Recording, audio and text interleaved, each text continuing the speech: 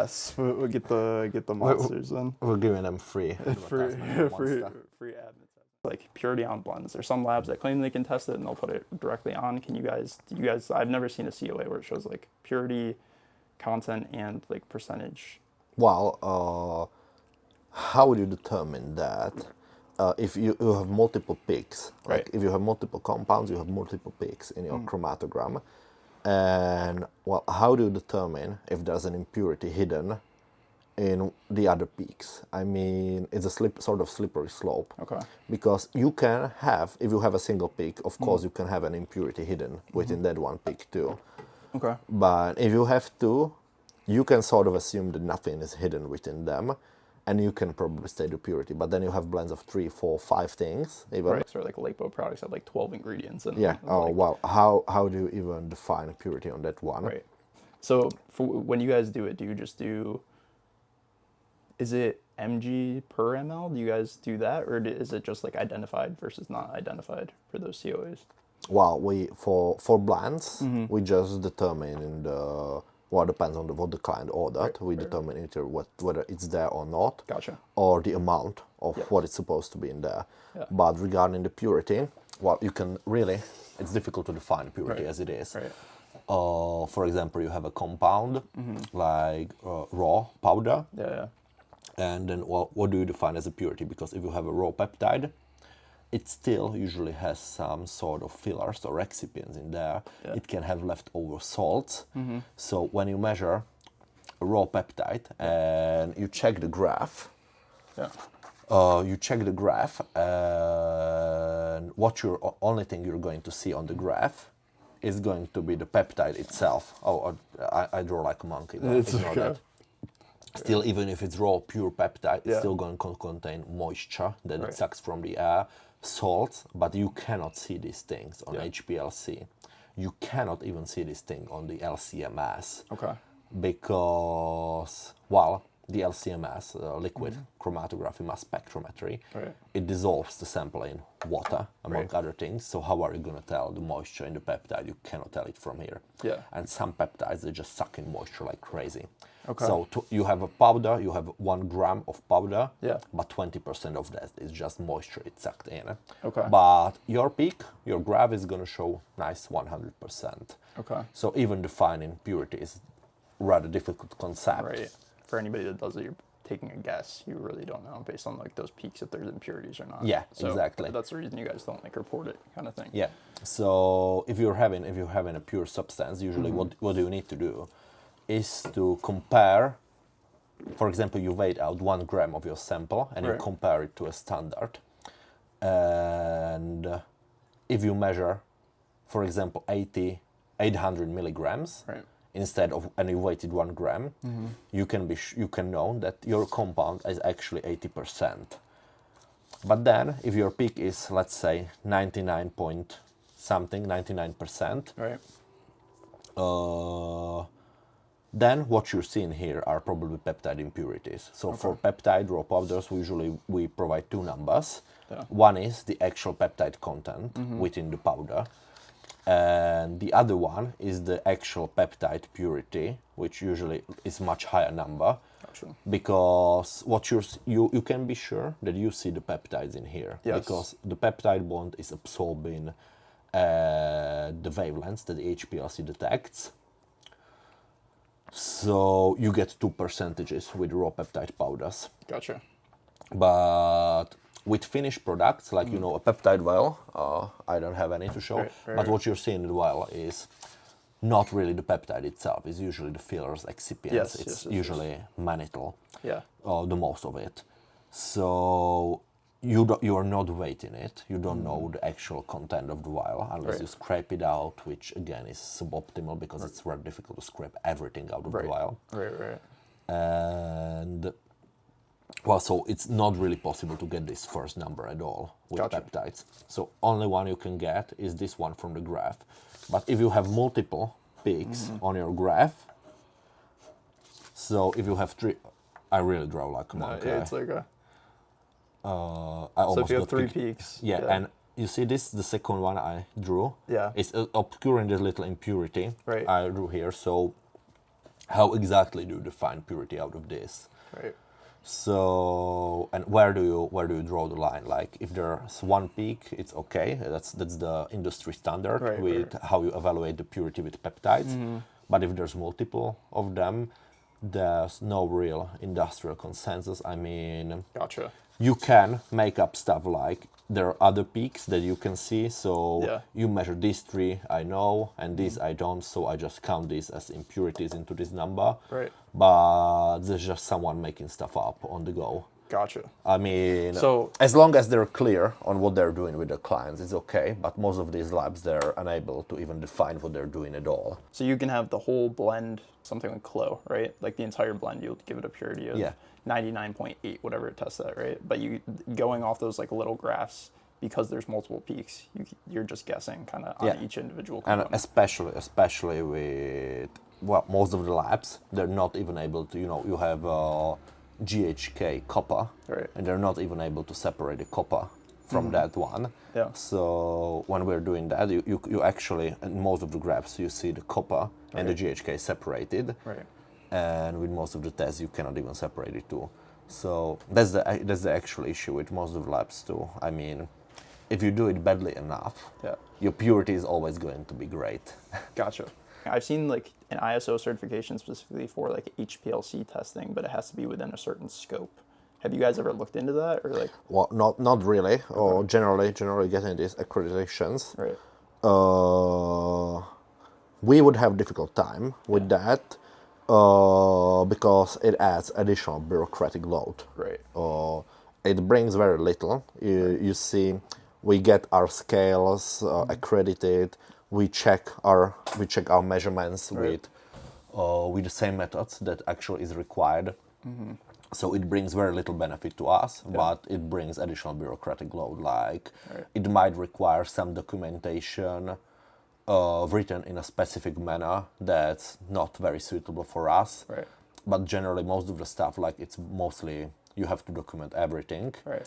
And we do have that. You have an internal process for that. We do have internal process. Like everything someone does is either logged in the system. Right. Like you saw everyone having that ugly 19 looking website. Yeah. So that's our internal system. Right. And it's logging every step everyone does. The machines itself, like the one you saw Domi working at with the peak, is logging every step too. So most of the stuff that the ISO certification is required is you to log everything and have a process dedicated. Right. And we do have SOPs, everything is logged. It's just, we're far too busy to just slow everything down even more. Yeah, if we had to go through that and ensure that everything is in exact order, the certifications want us. I mean, there's a good chance we would pass it as it is. Gotcha. But or maybe with some very minor changes, but we would have to dedicate people for that. We would have to dedicate time for that, and at this point we're just so busy. We have trouble just handling. We're refusing orders at this point sometimes. So I figure, why bother? Right. At some point when we actually have to fight for business, not against it, we might consider it. I mean, this sort of certifications, I don't know, they can run roughly $10,000 or something like that. Yeah. Well, that might be something significant for very small labs, but well, it is not for us to put it like that. You can simply, the certification itself is $10,000. You can pay another $5,000 to someone who just puts the paperwork in order. Right. They just butter the other employees a lot for the processes and to adjust. But so it's basically something you can buy easily. But it's not. It doesn't hold a lot of value for you guys. Yeah, not yet. Well, at some point when we actually have to fight for business, it's sort of marketing stamp that helps. It means very little by itself, but well, some people just like seeing it. Right. It's just checking off a box for, That's how I'm looking at it. Gotcha. That makes sense. At this point, what we're focusing is just handling the sheer volume. Right. keeping up with what you guys already have. You said 1,000 orders. I've actually checked yesterday. We've doubled in 3.5 months. That's crazy. I mean, I don't think there's many companies that are already sort of established that can handle this sort of growth. Right. And we're honestly struggling a little bit. Yeah, struggling to keep up. Well, you've been, especially doubling the business in 3 months, and you've already been doing like at this location for like 8 years. Yeah. Right. So like I get it if like a lab's like new and then they're doubling their business, but you've had a good business for years. Yeah, exactly. So that's insane. What do you see as like, if you had to guess, I know you're not looking at the numbers day to day, but like, let's say peptides specifically, what do you think is like the most common ordered panel for stuff? Is it just that net content, net purity ID?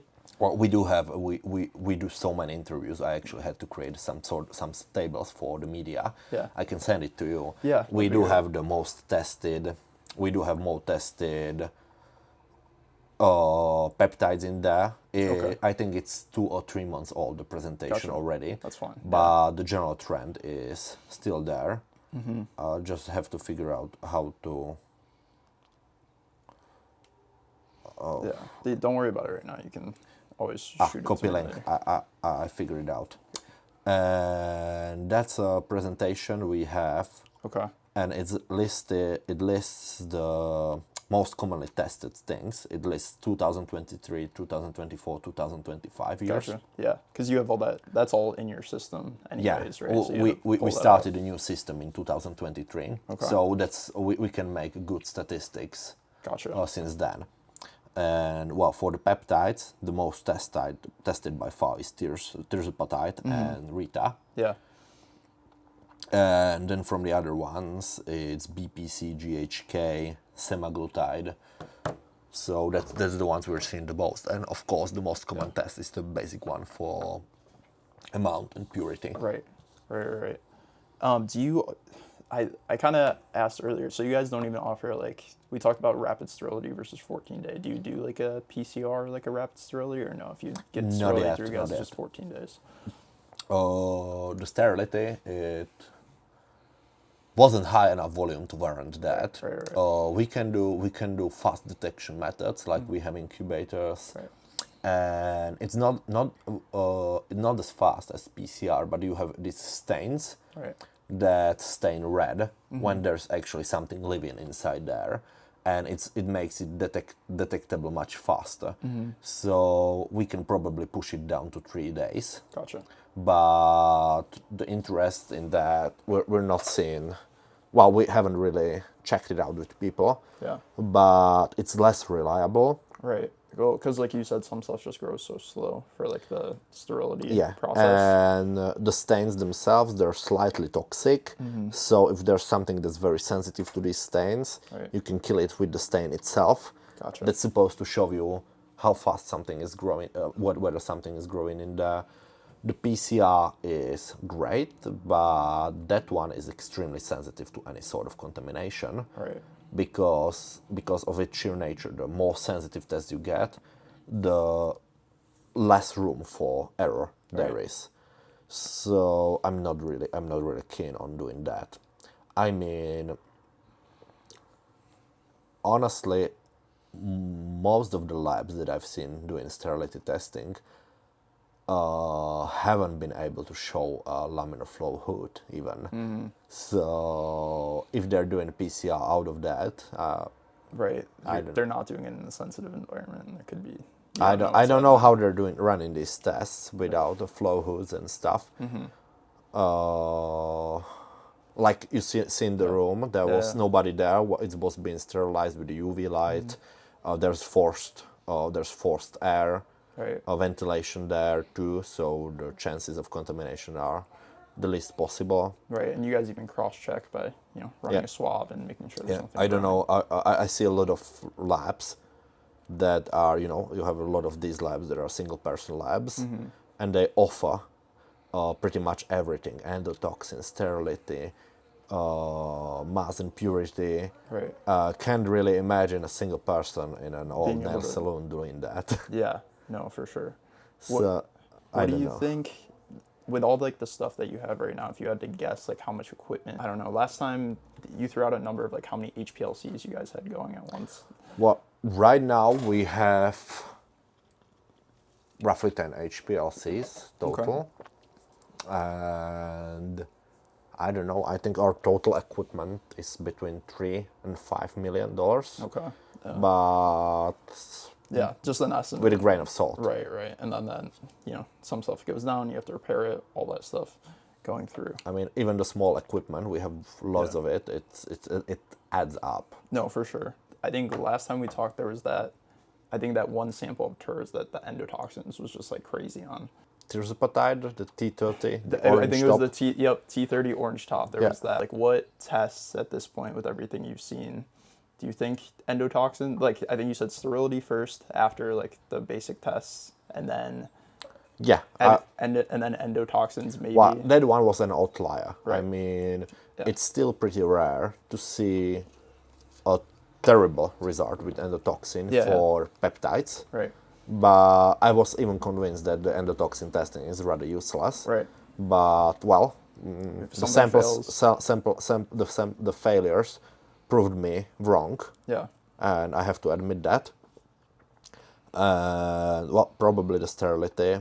I think that's the second best value after the basic identity amount and purity test. Okay. And the other ones, I mean, we had a lot, for example, fentanyl test. Right. We had people requesting it, and I was telling them, like, I mean, there's no way that it's getting into your stuff. Right. But they kept, okay, but I want to test it nevertheless. So we just added that test. You offer it, it's a checkbox at the end of the day. Yeah. Right. I mean, people I don't think there's any chance of that happening, but some people just want it for the peace of the mind. So I think it's very bad value test, but if people want it, and they really, really pushed me towards that. Right, so right. Yeah, whatever the customer wants. I mean, what I'm gonna do? Yeah. Right. No, I don't want your business. Don't send me your money. Right. I'm not going to do that for you. Right. Yeah. No, that makes sense. I guess this is more on like the client side. What does it look like for you guys? Have the QR codes that you scan everything as it goes through the process. What does it? Do you guys have any like internal tracking thing for like the clients to know, like, hey, you're through, the initial testing of ID net content, we're just waiting on like sterility or like endotoxins, or they just wait till that's done and then you kind of send them the final COA after that? Well, we do send the tests separately. So if the sample is waiting for sterility, but the mass and purity is already done, they get that. Gotcha. So we do have an internal system of tracking. Yes, I mean, I can probably show you. So we do have an internal system where I can keep track every package. Yeah. So for example, I do have here I have a list of everything. Yeah. So here on the 1st January, you can see we have almost 7,000 reports that are on the way to us. Gotcha. It's just the ones, the 1st January is showing that it's not received yet. Right. And then we have 2,700 vials here. Right. That are already here. Yeah. They're waiting for analysis. Okay. For example, if you pick one of them, I picked a random one. Right.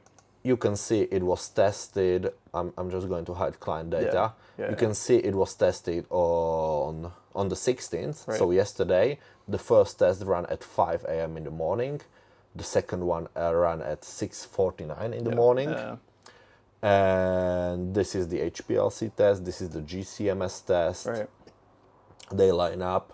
Yeah. And it is not. There is no result yet, because someone sent it for a new test. Gotcha. That's the label we have. Gotcha. So we can track that automatically, but we don't really want to open that up to the client side. Yeah, I mean, we do receive well over 1,000 emails a day. Right. At this point, if we had people asking us about that, answering to those emails, I'm pretty sure some of the girls working the mailbox would just jump out the window. Yeah. I get that. That for sure. Then we have the reports that are, they have results, but they're not approved yet. Okay. Who goes through and approves them? I'm sure you have specific people to sign. We do have, for example, the newbie analysts, the new employees, they cannot approve their reports. It needs to be checked by a senior. So they wait for seniors, they can approve their own reports, and then they just wait to be sent. Gotcha. So once they're approved, they move to the line of being sent. and they can be sent later on. Gotcha. That makes sense. But yeah, I see you have your internal process down for it. So we can, Yeah. I can easily tell where the sample exactly is and what's Right. happening with it from computer, from anywhere in the world. But I honestly don't want the clients to be able to access that. Like, oh, it's been tested 3 days ago in the machine. Why don't I have a result yet? It's just something we do get a lot of that already. So we do have people complaining about us not answering their emails within 10 hours or midnight and stuff like that. Right. So I think it is something that would be very disruptive. Right. It would just create excess, excess bloat for you guys to deal with. Yeah. We're barely handling the questions Right. as it is. I mean, a lot of these emails are easily answered within seconds, but when you get 800 of them, right, it turns difficult. No, for sure.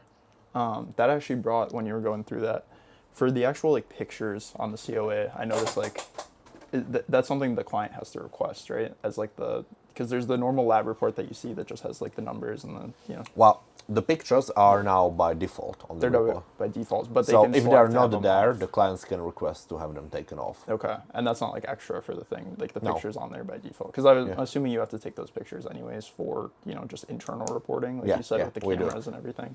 And it really helps with keeping the track Right. of everything. So for example, when we need to look up the sample, for example, when we need to find it out in the archives or are reporting to the customs, I'm just going to try something. Yeah. Yeah, it helps us to keep track. I'm not going to show this on the camera just to you. Right, Like yeah. we have the pictures of the package. Right. We have the pictures of the sample, how it arrived. We have the pictures of the sample itself. Gotcha. And this one doesn't have the liquidation pictured yet, because then I would see a picture of the disposal too. Gotcha. Yeah. So obviously I won't show them that, but there's like 9 pictures throughout the process as it's like going through from intake to all the way until it gets we need to keep it documented in case something goes wrong, so we are able to look it up. We need to have it documented due to legal reasons. Right. We are under tight rules over here regarding scheduled substances. And in case something goes wrong, it really helps. We do have people complaining about stuff, or oftentimes like you wrote the wrong batch number, and we can check on the picture whether we did or not, and stuff like that. Because I've seen some labs will do it, some labs won't do it. If they claim that you wrote the wrong like batch number or something like that, and you have the picture right, like it's like right on the vial. Do you go through and like edit that if they request it on like the COA, or is it kind of a thing like once you send like the intake form and we write down? If we committed a mistake, we tend to fix it. Gotcha. If the customer requests something additionally, we tend not to. Yeah. Just we did some changes for people in good faith, like for example, they claimed the form they submitted on our website didn't work, right, and stuff like that. Yeah, so if it's a genuine mistake, but if it's like something. Yeah, we've had some bad experiences too. So what we usually do is just we blacklist to the customers and edit the report to point out that what they've done. The inconsistency. Yeah, that makes sense. There's a thin line between being customer friendly and being open for abuse. You have to be kind of third party off to the side, but you're dealing with these customers on a daily basis. So people make the mistake all the time. Like I've seen it. They don't even send. One letter's off or like one number's off on like that batch number or whatever. So I get it. I guess we can just go through some of the common ones. You've already answered these, but like some people want like clarification, because you've talked a lot about like sterile water versus bacteriostatic water. So like here, you can't purchase bacteriostatic water. Like no, it's not something that's used in Europe, officially. Well, you can actually see the clean Petri dishes that we use as a positive control. They contain sterile water, the one you can actually buy. Right. in a pharmacy. Yeah. And well, obviously nothing grew over there in 2 weeks. Right. And Would there be any? Do you think there'd be any difference, like degradation-wise, using for like the peptides specifically, using bacteriostatic water versus the normal like sterile water? Let's just say it's like a, I don't know, 14 days or 28 days between the two, even if it's not contaminated with, you know, endotoxins or the sterility. There's no bacteria growing on it. Well, it depends. Usually a small concentration of saline or benzyl alcohol. Right. I don't believe it would have a significant effect on the peptides. Gotcha. I mean, I have no measurements. I'm pulling it. You're right. Just off your experience, like with what you tested. I honestly don't think so. Okay.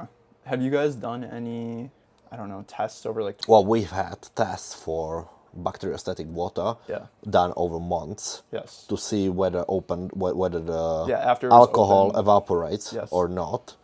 But I don't think I'm really free to disclose the results of you know, the studies that people paid for. Right. I mean, there was a bunch of group tests that paid for all these elaborate tests. Gotcha. For example, how much benzyl alcohol evaporates out of pierced bacteriostatic water, or for example, how much benzyl alcohol remains in an expired bottle and stuff like that. People have done these experiments. Okay.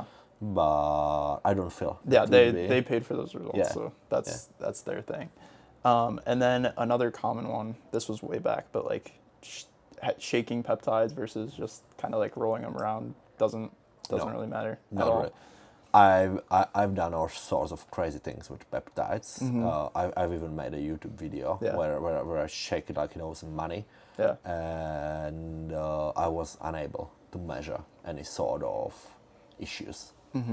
So I mean, the before and after measured exactly the same. So do you think that's with all peptides or something? Like I know like the amino, like some of the ones that tend to fold, or you know, like like a AOD or something that tends to gel. Do you think it would matter for those? Actually, shaking it up helps with AOD. Okay. If it gels and you shake it hard enough, it tends to disrupt the gel, so it sometimes can liquefy again.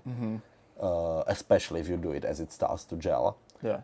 So funnily enough, it does help. In fact, with that one, sometimes. I'm not really sure what it's causing. Yeah. But that's my experience, personal. Generally, the peptides, I mean, of course, there can be some peptides that are so sensitive, it causes issues with them, but I'm not aware of any being used in this field of business on the regular. This is more specific question. You might not know the answer. There was like this thing a couple months ago that it was like Tesamorelin specifically. They were like refrigerated versus room temp, and I know there's been studies done on that, or like people have ran like degradation studies just on it. Is there any possibility, like what tests would show if like the amino acid chains actually like would fold on each other? Would that show up in purity or net content, or is that something that you can't look at? The different folding? Yes. I don't think most of the peptides we deal with, they're rather small ones. Right. I don't think they're physically capable to fold wrong. Okay. And well, simply to have something fold wrong, it needs to be big enough. Right. So the misfolding is usually the case with much bigger proteins rather than peptides. And with HPLC, well, what you're usually measuring is you measure hydrophobicity or hydrophility, to how much peptide likes water. Yeah. That's what you're actually measuring. Gotcha. So when you have a peptide and it is straight like this, it tends to interact in a different manner with the water and the HPLC as column. it's pushed through the HPLC. And if it folds different, even if the sequence is the same, the physical properties would most likely change. Right. So I think that it is quite likely that it would be detected by properly run HPLC. Right. So, I mean, if it changes significantly enough, there has to be some sort of property that changes as well. Gotcha. So I think a lot of these fears are moot. Yeah, it's just overly stated for sure. And then with some of these like new labs and stuff like that, how do how do you think these like new labs are getting like their methodologies and stuff? Is there like a database anywhere? Because like that takes time. Like I know it's, it's a big investment for all the machinery, but like also, being able to test all these different structures and all the even, blends, liquid aminos, all that stuff. It's not a big investment to get a very basic setup that can tell you the mass and purity. And well, if it is providing you just a bit of information, it's not that difficult to sort of be able to deduce the rest of the information necessary. Right. So just taking kind of educated guesses on what's happening. Yeah, I mean, you could probably get a used HPL. Oh, I could probably get a used HPLC, given that's what I've done a decade ago, more than a decade and a half ago, and for $10,000. Right. And you could so run most of the basic HPLC tests on it. I mean, it wouldn't be great. Everything would show suspiciously high purity because it wouldn't be well run. Yeah. But you wouldn't be able to run the full panel of tests. Gotcha. But you could take guesses at what those other tests, if they'd like pass or not, kind of thing. Yeah. I mean, basically. I mean, what most of these labs are doing are they're outputting. A lot of these labs are outputting the numbers they think the customer wants. Right. I mean, if you're testing the sterility and if you just stamp pass on everything, the likelihood that somebody will complain is very low. Right. Or even if they do have the stuff for sterility, like we talked about running it in optimal conditions, like the flow hood and, all the other stuff. Yeah. I mean, a lot of these labs that run, the ones that I know that are, like single person run, you see how much infrastructure, how many people there are over here, and we're struggling to maintain just what you guys are doing now. Yeah. Do you think? This is a separate question. Where do you think like the majority of like peptides are like coming from, U.S. versus like other countries at this point? The samples? Yeah, the actual samples. Like, well, we get roughly 2/3 of business from the U.S. Okay. And as we deal with the domestic option for the US, we expect it to run a bit higher. Are you looking into like a US location to test stuff? Yeah. Okay.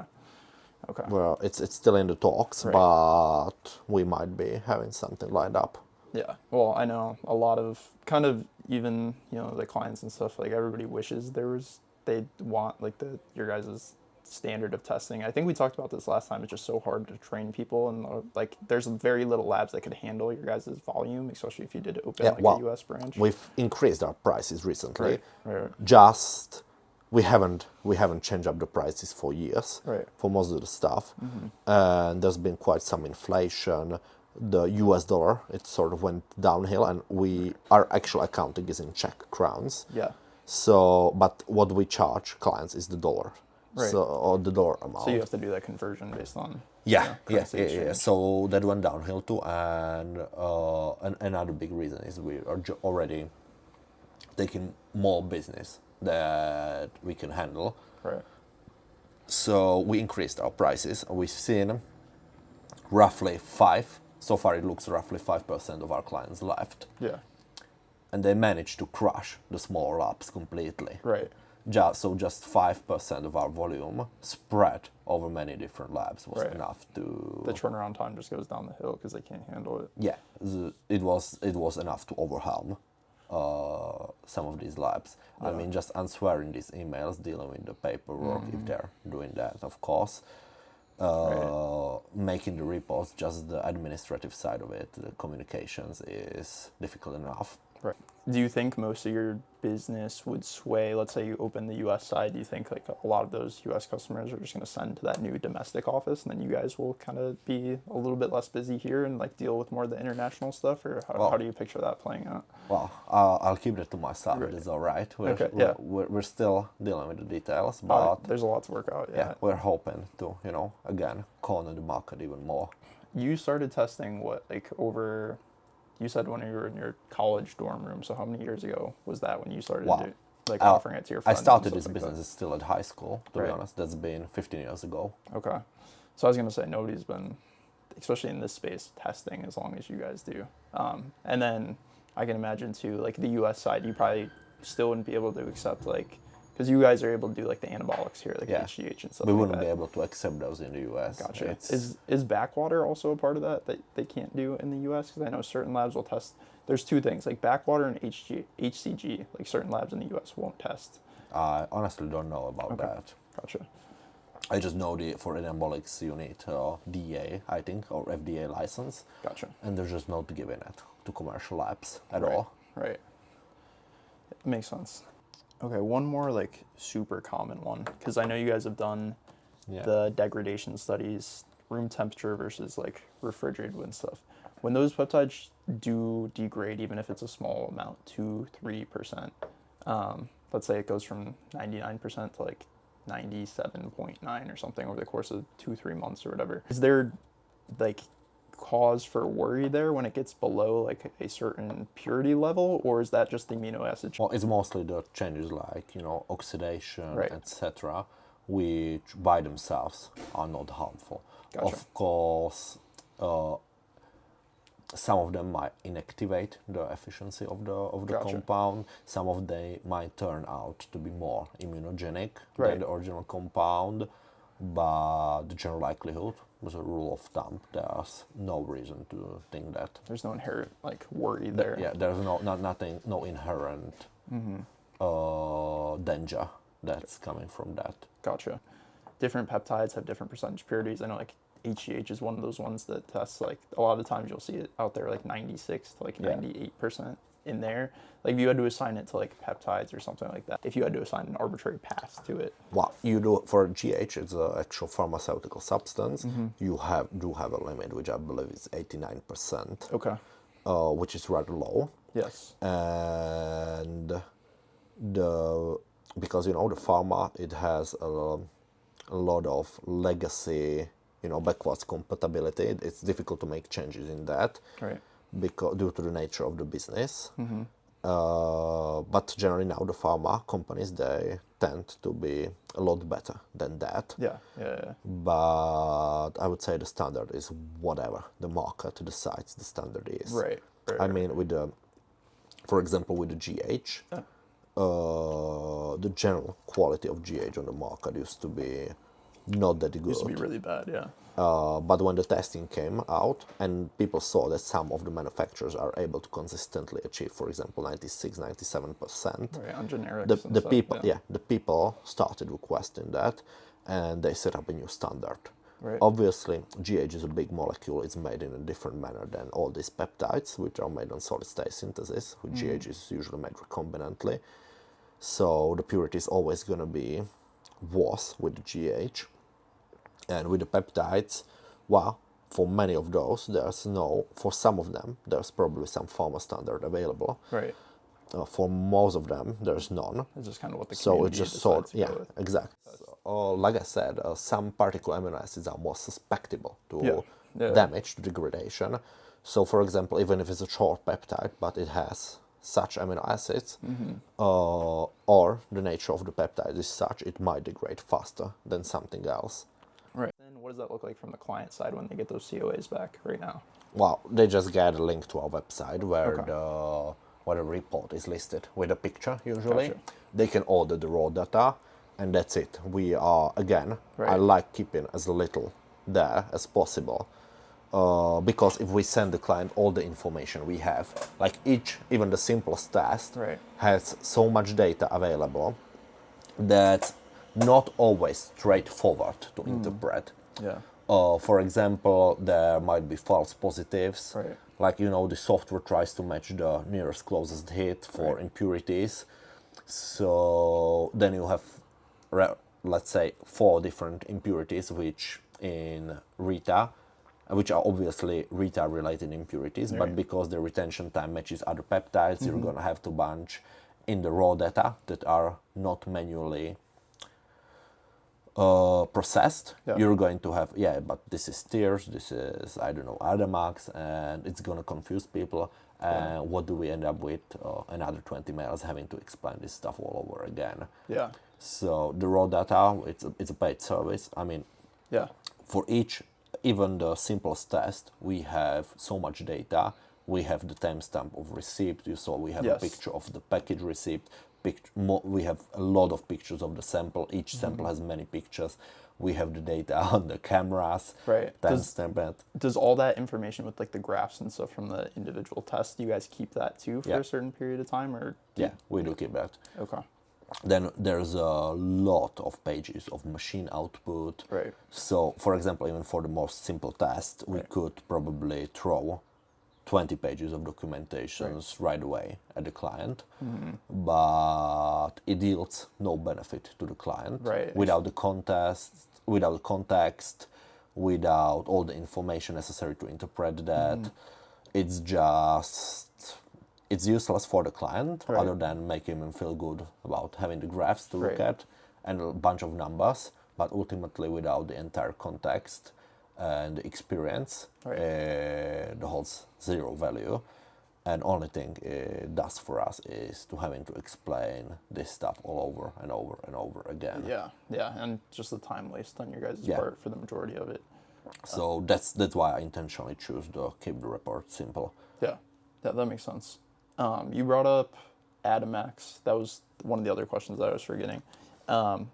There's N-acetyl Adamax. There's the amidate version. There's like everything. Like if somebody is specifically requesting Adamax, is that through the mass spec that you guys would identify that it actually is Adamax versus one of the other? The N-acetyl? Yeah, it does.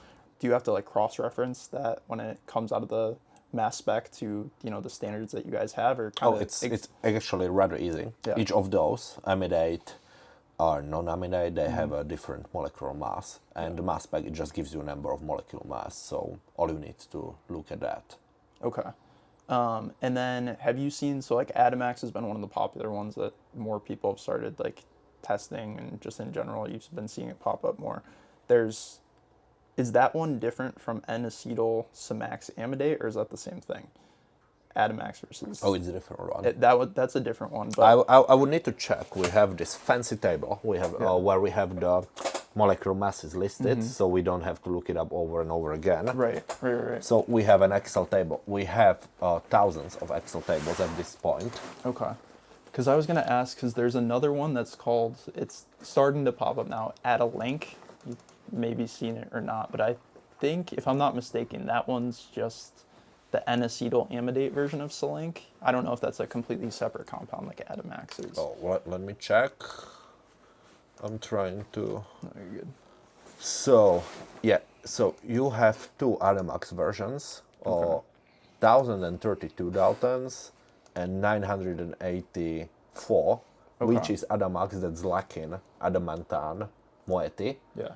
So it's not real Adamax. Right. And then you said N-acetyl.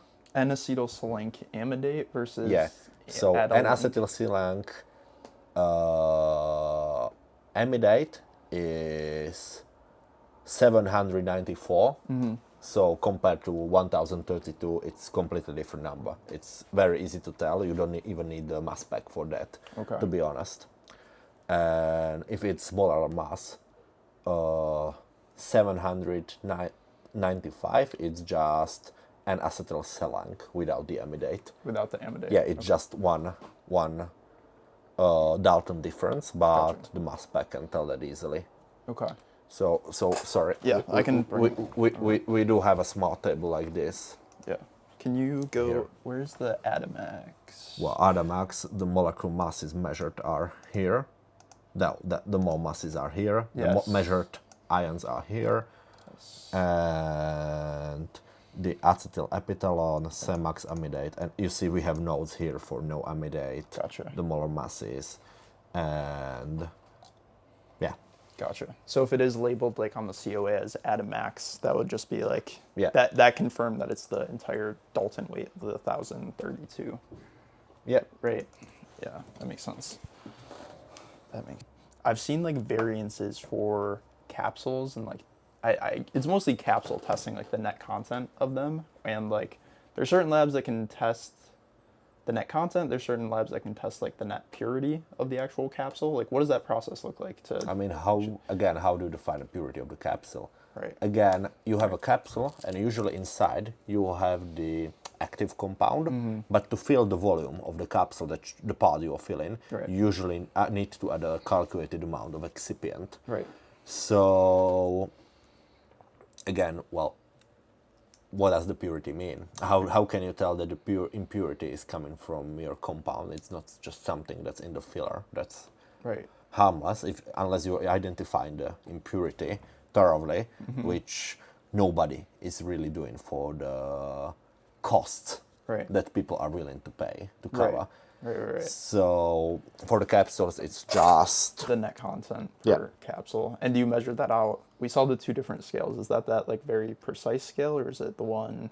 Because that has to be almost down to like. The we don't microgram, measure right? the mass of the capsule at all. Okay. We just dissolve everything that's in there Gotcha. in a measured amount of solvent, and then you determine the concentration of what you're looking for in the solvent, Gotcha. and you calculate the total amount And from the volume you dissolved it in, and that's the number you're looking for. Is that the same? Do you guys also do like, because I've seen tablets and capsules, is that the same thing for like tablets? Just dissolve it and then do the back calculation? Exactly. Okay. That's the same. Yeah, that makes sense. Have you, like, there's certain labs that can claim they test like for like cosmetics, for these nasal sprays, for all the other stuff. Like, is there any like methodology you know of? I've never seen like a nasal spray or anything like the pre-mixed like reconstituted. Oh, we do a bunch of those. You do? It's actually in solution. Yes. So theoretically, if there's only one peptide, one compound in there that's supposed to be there, that's absorbing, you can do the purity as you would with the peptide vials. Okay. But it usually comes back terrible, outright terrible, because it's dissolved for quite a long time in the spray, so it tends to be degraded a lot. You just do purity on that. You can't do like net content per ml or something? Yeah, like we that? do that too, You of do that course. too? Okay, gotcha. But yeah, But we do get, I don't know, roughly 50, 60 spray peptide samples a month. gotcha. You don't do any. I've seen certain, and it's different labs. It's not like the normal ones you think of, but like cosmetics and stuff like that. We do cosmetics too. We do creams. Okay.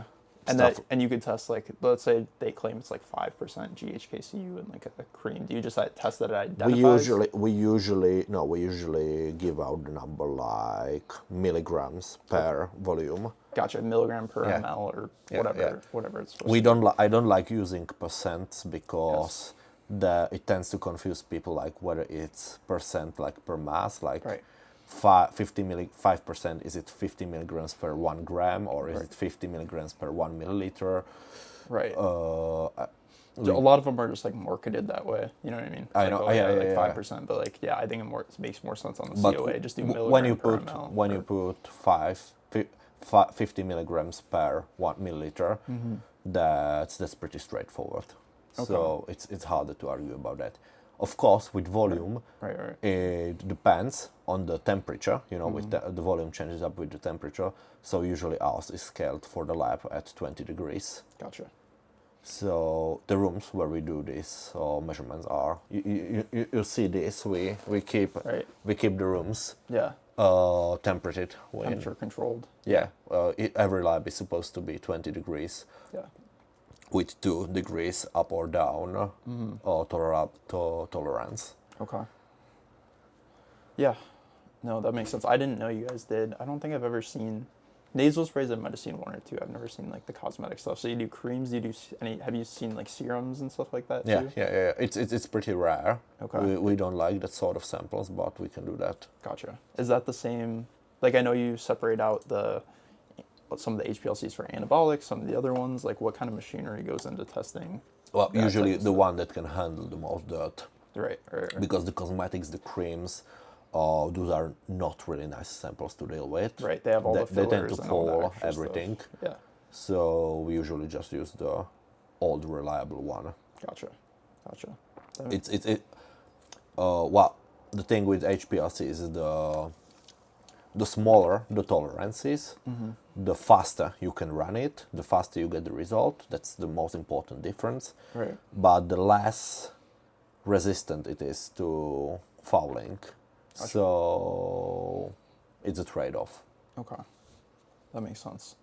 I think that was everything answered. Okay, perfect.